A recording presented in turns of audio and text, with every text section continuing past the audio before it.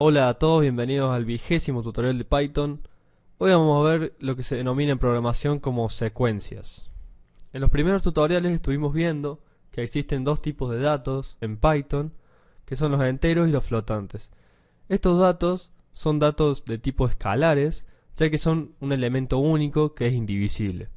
Entonces lo que vamos a ver hoy son las secuencias o tipo datos secuenciales, la cual es una sucesión de elementos, como por ejemplo el tipo de dato cadena que vimos en el tutorial 5, que en realidad es una sucesión de caracteres. Entonces decimos que las cadenas son tipos de datos secuenciales. Entonces, hoy vamos a hablar particularmente de las cadenas. Lo primero que vamos a ver dentro de las cadenas son los escapes. Los escapes son caracteres que le mandan un mensaje a Python para que realice una tarea en particular. Por ejemplo, si nosotros tenemos un print y un mensaje que dice esta es la primera línea y luego ponemos la barra invertida seguida de la letra N, esto le va a mandar el mensaje a Python de que empiece una línea nueva. Entonces podemos escribir esta es la segunda línea. Entonces lo que va a suceder acá es el siguiente: Python va a imprimir esta es la primera línea y cuando llegue el barra N lo que va a hacer es simular un enter.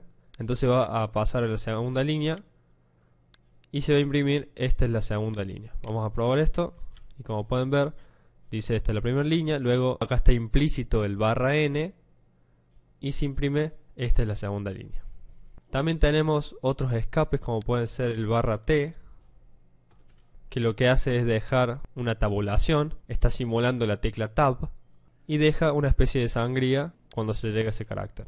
Luego también tenemos la posibilidad de escribir la barra invertida, y para que Python no confunda la barra de escapes con la barra que queremos imprimir, entonces al poner dos barras vemos que se imprimió la barra invertida en pantalla. También si queremos imprimir una comilla, para no confundirla con el cierre de la cadena, ponemos barra, comilla y vemos que se imprime la comilla. Lo mismo sucede con la doble comilla, obviamente. Y también la barra invertida nos sirve para poder escribir una línea larga que queremos que siga en la próxima línea de código. La barra invertida le va a decir a Python de que esta línea continúa en la siguiente. Bueno, ahora pasamos a un par de funciones dentro de las cadenas. La primera función que vamos a ver es la función len, la cual viene de la palabra length o longitud en inglés, que nos va a devolver la longitud de una cadena. Es decir, si le ponemos una cadena de prueba y luego asignamos este valor de la longitud a una variable longitud y finalmente le imprimimos por pantalla, vamos a ver que nos devuelve la longitud de la cadena que pasamos como parámetro. Si tenemos una cadena vacía, es decir, solamente las dos comillas, vamos a ver que nos devuelve el 0, que no tiene longitud, que no es lo mismo que tener una cadena con un espacio, que en ese caso vemos que la longitud es 1.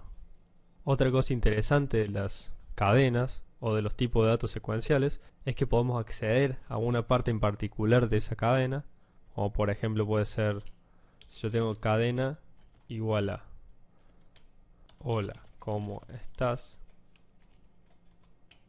Y luego utilizo los corchetes y tengo que poner ahora el número del carácter que yo quiero. Por ejemplo puede ser el 3. Si imprimo esto por pantalla, vamos a ver que me imprime el carácter en la posición 3 de la cadena.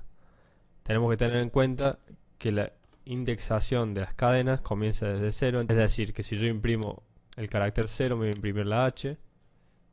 Y también tenemos que tener en cuenta que podemos poner números negativos, como por ejemplo puede ser -1, que va a ser la indexación comenzando de derecha a izquierda. Entonces nos va a imprimir en este caso el signo de pregunta. También con las cadenas podemos recorrerlas con un for in. Entonces ponemos for carácter, que va a ser la variable que va a tomar el valor de cada carácter en la cadena. In cadena print carácter, por ejemplo. Entonces acá, ya sé que no pueden verlo entero, pero se va a imprimir cada carácter de la cadena, se va a imprimir en una nueva línea. Entonces lo que hace el for es, para cada carácter en la cadena, imprime el carácter. Otra forma de recorrer una cadena puede ser de la siguiente manera. For i in range len cadena, es decir, el len nos va a devolver la longitud de la cadena y el range nos va a devolver una secuencia de números que empieza desde el 0 y va hasta el número anterior al total de la longitud. Y vamos a imprimir cadena i. Entonces lo que va a suceder acá es lo siguiente.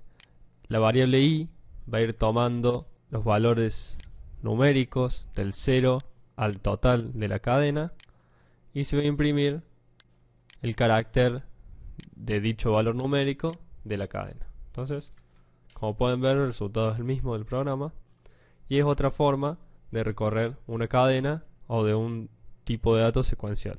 También para las cadenas tenemos el operador de corte.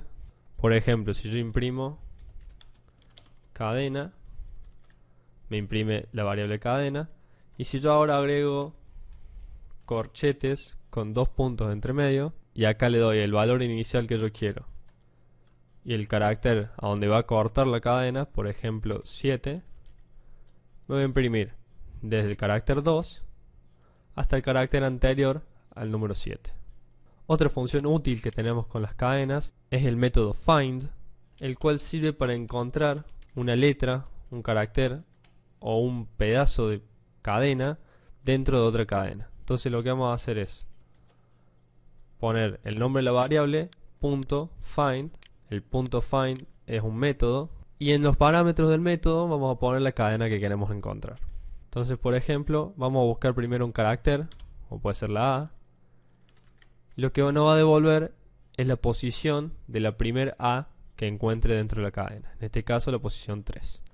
Si ahora buscamos, por ejemplo, homo, nos va a devolver 6, ya que la cadena homo es una subcadena de la cadena principal y se encuentra en la posición 6. Si ahora buscamos algo, por ejemplo, cool, y no la encuentra dentro de la cadena principal, nos va a devolver un -1, que significa que no encontró la cadena. Bueno, esas son las principales funciones que podemos utilizar con cadenas o con tipos de datos secuenciales. Entonces, eso fue todo por hoy y los espero en el próximo tutorial. Chau.